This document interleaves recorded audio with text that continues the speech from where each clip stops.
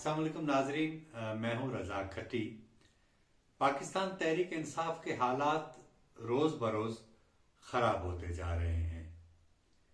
Final call के बाद अब पाकिस्तान तहरीक इंसाफ के बानी चेयरमैन इमरान खान ने सिविल नाफरमानी की तहरीक का ऐलान कर दिया है।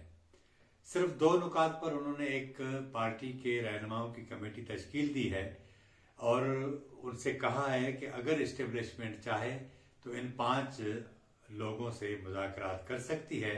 उनके नाम क्या है इस बारे में अभी तक कोई क्लियर वजाहत नहीं की गई, लेकिन एक बात तो बहरहाल समझ में आती है, वो ये है कि एक तो तहरीक इंसाफ इमरान खान की गैर मौजूदगी में यानी जेल में होने के नतीजे में टूट फूट का शिकार तो हुई है, लेकिन अब की बार जो सबसे खतरनाक पहलू तहरीक इंसाफ के अंदर हमें नजर आता है वो है कि वो हम कहते हैं सिंधी में कि मीरों को घरों से लगी, यानी इमरान खान को अपने ही घर से जो है वो लगी है। यानी एक तरफ उनकी बहनें, दूसरी तरफ उनकी अहलिया। एक तो उनका आपस में इख्तलाफ बहुत ज्यादा है और ये दोनों खवातीन यानी इमरान खान की अहलिया बुशरा बीबी और उनकी बहन अलीमा खान अलग अलग प्रेस से बात करते हैं या वीडियो टॉक जो होती हैं वो रिलीज कर दी जाती हैं।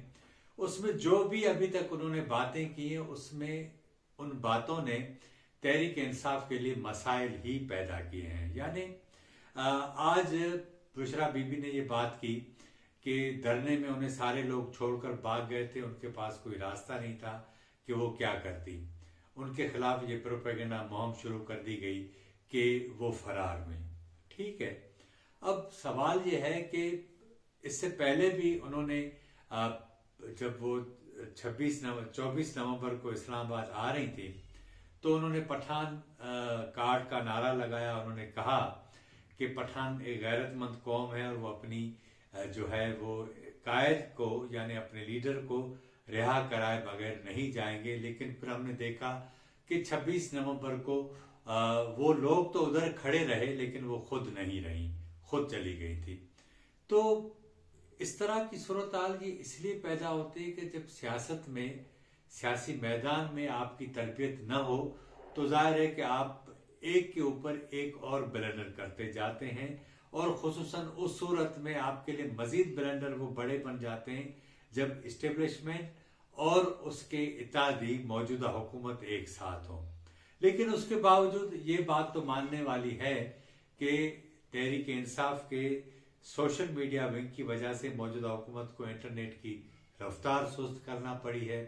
मौजूदा हुकूमत को एक्स पर जो है वो पाबंदी लगाना पड़ी है। अब ये कहा जा रहा है कि वीपीएन जो लोग चलाकर एक्स चलाते थे वीपीएन चलाकर, अब वो भी जो है वो रजिस्टर्ड किया जाएगा। यानी नए मसाइल पैदा होते हैं। लेकिन ये मौजूदा जो हुकूमत है उसकी अक्ल की ये हालत है कि पाकिस्तान में 13-14% लोग मुश्किल से ट्विटर यूज करते हैं, बाकी फेसबुक, टिकटॉक इस तरह के प्लेटफॉर्म जो हैं। लेकिन एक्स पर पाबंदी इसलिए लगाई जाती है कि वो सारे लोग जो एक्स इस्तेमाल करते हैं वही पढ़ने वाले हैं, वही उसको देखने वाले हैं। इसलिए इनको लगता है कि हमारे खिलाफ ये जो सारी सूरत हाल पैदा हुई है उसने हमारा बेड़ा गर्क कर दिया, हालांकि ऐसा है नहीं। पाकिस्तान के दूर दराज इलाकों में आप जाएं तो हमें इस तरह लगता है कि ट्विटर का वहां कोई इतनी फॉलोइंग नहीं है। लेकिन अब सिविल नाफरमानी की तहरीक के हवाले से अगर हम बात करें तो उसमें सिविल नाफरमानी की तहरीक में होता यह है कि लोग यूटिलिटी बिल्स नहीं देते, हुकूमत के अहकामात पर अमल नहीं करते ताकि हुकूमत को टैक्सेस में, उसकी रेंट में परेशानी पैदा हो और वो हुकूमत उनके साथ जो सिविल नाफरमानी की तहरीक चला रहे होते उनके साथ बात करे। मुझे याद पड़ता है कि 2014 में इमरान खान साहब ने भी इस तरह का ऐलान किया था, बिजली के बिल भी जलाए थे। लेकिन मैं इस बारे में अभी कोई पूरे यकीन से नहीं कह सकता कि वो 14 था या ये उसके बाद वाला जो धरना था वो था। लेकिन बहरहाल एक बार उन्होंने ऐसा किया जरूर था, लेकिन वो ऐसी बात थी वो कर नहीं सके उसके ऊपर। लेकिन अब की बार उन्होंने सिविल नाफरमानी की तहरीक का ऐलान किया है और वो उन्होंने कहा है कि दिसंबर के वस्त तक उसको शुरू कर दिया जाएगा। 13 दिसंबर को पेशावर में एक बहुत बड़ा जलसा होगा जिसमें 26 नवंबर के जो शोहदा हैं उनको खराजे अकीदत पेश किया जाएगा, जो तहरीक इंसाफ के लोग हैं उसके लिए। अब सवाल सिर्फ ये है कि अब ये सारा जो तकिया है वो डोनाल्ड ट्रंप के ऊपर है। यानी 6 जनवरी को अमेरिका के नवमुंतखब जो सदर हैं वो अपने ओहदे का हल्फ उठाएंगे और उसके बाद जनवरी में जाहिर है उनको सारे मामला देखने पड़ेंगे। इन्हें उम्मीद ये है कि शायद फरवरी तक इमरान खान की रिहाई मुमकिन हो जाए। इस सिलसिले में बहुत सारी बातें की जा रही हैं। वो ये है कि सऊदी अरब की मार्फत ये सारी डील करवाई जाएगी, इमरान खान आज़ाद हो जाएंगे और उसके बाद वो उनको सियासी सरगर्मियों की इजाज़त मिलती है नहीं मिलती ये तो बहरहाल बाद की बात है, लेकिन अडियाला जेल से उनकी आज़ादी मुमकिन हो जाएगी। 100 से ज़्यादा उनके ऊपर केसेस हैं। जाहिर है कि अगर आप के ऊपर इस्टेब्लिशमेंट मेहरबान भी हो जाए, अमेरिका का कहना मान भी ले और उसके बाद सऊदी अरब के कहने पर वो इमरान खान के हवाले से कोई नरम गोशा पैदा भी करे, लेकिन ये जो इतनी दुश्मनियां पैदा हो गई हैं और जो मौजूदा सियासी रिजीम है उन्होंने इस्टेब्लिशमेंट को अपनी सियासी कीमत पर जिस तरह रेस्क्यू किया और उसके बाद अगर उनके खिलाफ ही इमरान खान उनके सर के ऊपर खड़ा कर दिया जाता है तो क्या होगा। एक बात तो तय है कि इमरान खान को इन सब को इरेलीवेंट करने के लिए लाया गया था और जाहिर है कि वो सियासत से उनका ताल्लुक भी इतना नहीं रहा और इमरान खान भी इस तरह ही लग रहा है कि वो इरेलीवेंट होते जा रहे हैं, लेकिन अभी शायद उन्हें टाइम लगेगा।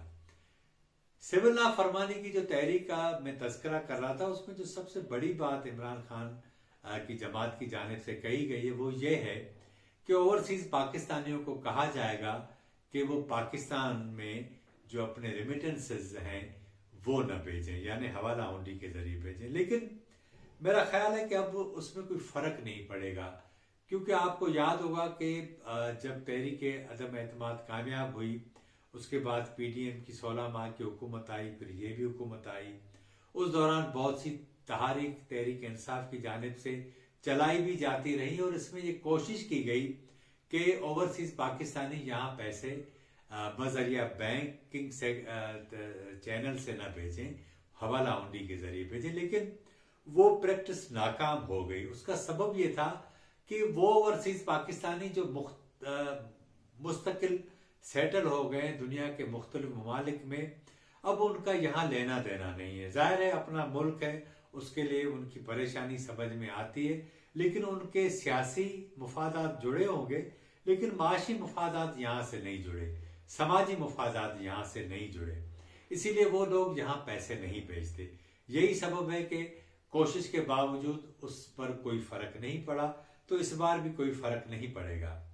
दूसरी बात, कहा यह जा रहा है कि अगर ये बिजली के बिल और गैस के बिल नहीं देंगे तो भी हुकूमत ज़हनी तौर पर तैयार हो चुकी है कि न सिर्फ उन लोगों के कनेक्शन डिस्कनेक्ट कर दिए जाएंगे और उसके साथ उनके खिलाफ कानूनी कार्रवाई भी करना शुरू हो जाएगी हुकूमत। ये ज़्यादा में ज़्यादा इसका असर जो है वो खैबर पख्तूनख्वा में हो सकता है, क्योंकि वहाँ हुकूमत भी उनकी है और वहाँ ज़्यादा फॉलोइंग भी उनकी है। पंजाब में हमने देखा था कि वहाँ पीटीआई की फॉलोइंग ज़्यादा होने के बावजूद वहाँ से हुकूमत ने इस तरह का डंडा जो है उठाया था कि वहाँ के लोग जो है वो इस्लामाबाद नहीं आ सके थे। तो जो सबसे बड़ी बात है कि जो जिस तरह ट्रंप पर तकिया किया जा रहा है, आने वाले दिनों में ऐसा नहीं लगता कि जो उम्मीदें की जा रही हैं वो जल्दी पूरी हो जाएं। उसके लिए एक बहुत बड़ा वक्त लगेगा और अगर ऐसा होता है तो, और सबब यह है कि ताकत के तवाज़ुन तब्दील होते जा रहे हैं। ज़ाहिर है पाकिस्तान के लिए ये बड़ी मुश्किलात हैं कि वो अमेरिका से हाथ निकाले, ऐसा वो सोचने का तस्वर भी नहीं कर सकता। और अमेरिका की पाकिस्तान में बहुत गहरी जड़ें भी हैं, लेकिन उसके बावजूद चाइना के साथ उसका जो ताल्लुक है, चाइना का सबसे ज़्यादा जो कर्जा है वो पाकिस्तान के ऊपर है, $23 अरब का। तो पाकिस्तान को अपने मुफादात ज़्यादा अजीज़ हैं, तो अमेरिका की उससे इतनी मानना जो है वो उसकी ज़रूरत भी नहीं पड़ेगी, लेकिन इतना जल्दी ये नहीं होगा जितनी उम्मीद की जा रही है। तो आने वाले दिनों में हम देखेंगे कि एक तरफ पीटीआई जिस तरह तोड़फोड़ का शिकार है और ख़ुद जो है वो इमरान खान के घर की खवातीन यानी उनकी अहलिया और उनकी बहनें जिस तरह इस सारे मामले को खराब करती नजर आ रही हैं, तो उन्हें किसी दूसरे दुश्मन की जरूरत नहीं है। ट्रम्प कार्ड काम करेगा या वो जो शराब है जिसके पीछे पीटीआई भागती जा रही है वो शराब ही रहेगा या कोई हकीकत में तब्दील होगा, आने वाले दिनों में इसका अंदाजा हो जाएगा। लेकिन ताहाल इस तरह की कोई सूरत-हाल नजर नहीं आ रही। आज के प्रोग्राम में इतना ही। चैनल को सब्सक्राइब करें, लाइक करें, शेयर करें और कमेंट सेक्शन में अपनी राय का इजहार जरूर करें। मुझे इजाजत दें। अल्लाह हाफिज।